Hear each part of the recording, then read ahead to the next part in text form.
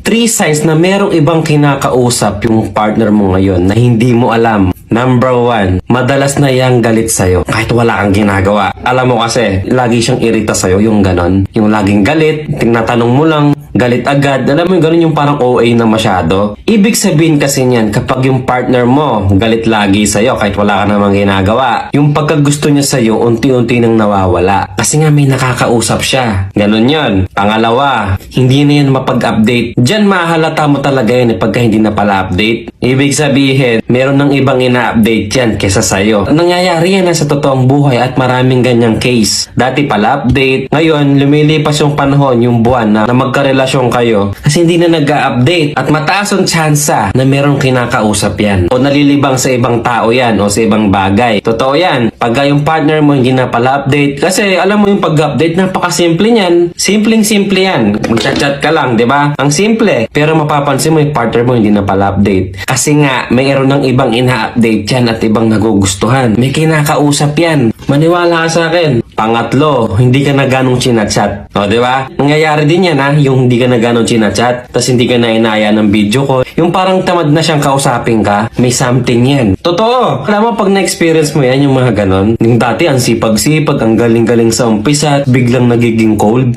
Pagka ganon, pagtuunan mo ng pansin yan, huwag mong iwalang bahala. Yung halimbawa, lagi nang irita sa'yo, hindi na pala update, hindi ka na ganong chinachat, dyan nagsisimula yan. Kumbaga, pinaparamdam niya sa'yo unti-unti na mawawala na siya. Huwag ka nagbubulag-bulagan pag may nararamdaman kang something, meron kang instinct na parang may mali. Kadalasan, totoo yun.